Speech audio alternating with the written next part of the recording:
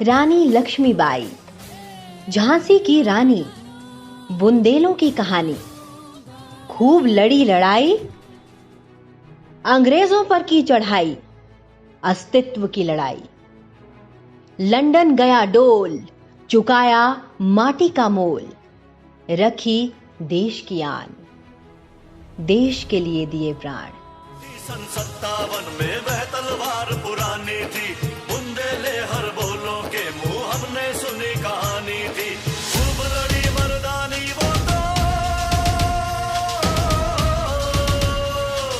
खूब लड़ी मर्दानी वो तो झांसी वाली रानी थी, झांसी वाली रानी थी। जैसे ही डलहौजी के राजनीतिक दूत ने झांसी को हड़पने की सूचना रानी को दी, लक्ष्मी सिंह बन गई।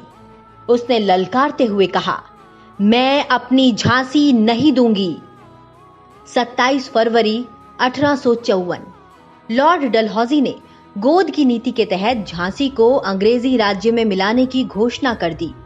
23 मार्च 1858 झांसी का ऐतिहासिक युद्ध आरंभ हुआ। कुशल तोपची गुलाम गौस खां ने झांसी की रानी के आदेश पर तोपों के लक्ष्य साधकर ऐसे गोले फेंके कि पहली बार में ही अंग्रेजी सेना के पसीने छूट गए। देश में 550 से ज्यादा राजे राज्य कर रहे थे।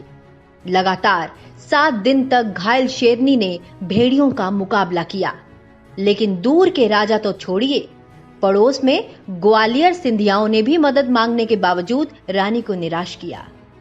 रानी ने 7 दिन तक वीरता पूर्वक झांसी की सुरक्षा की और अपनी छोटी सी सशस्त्र सेना से अंग्रेजों का बड़ी बहादुरी से मुकाबला किया।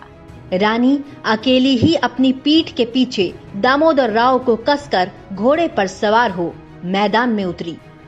इधर अंग्रेज सेनापति ह्यूरोज अपनी सेना के साथ संपूर्ण शक्ति से रानी का पीछा करता रहा और आखिरकार आखिरी दिन आ ही गया जब रानी ने 18 जून 1858, जी हां, यही वो दिन था जब एक भारतीय नारी विदेशी अंग्रेजों से रणबीच जूझ रही थी। इस बीच 550 राजाओं के देश में एक भी मर्द नहीं निकला। शायद इसलिए इतिहास ने रानी को मर्दानी कहा, जो एक रानी के खिलाफ अंग्रेजों के अन्याय को चुनौती दे सके। इसी तारीख को अंतिम युद्ध हुआ और रानी ने वीर गति प्राप्त की। रानी सिर्फ 22 साल ही जीवित रही, लेकिन अपनी माटी से प्रेम, साहस और बलिदान से सदा के लिए अमर हो गई। सन 57 में वह तलवार पुरानी थी, बुंदेले हर बोलों के मुंह हमने सुनी कहानी थी।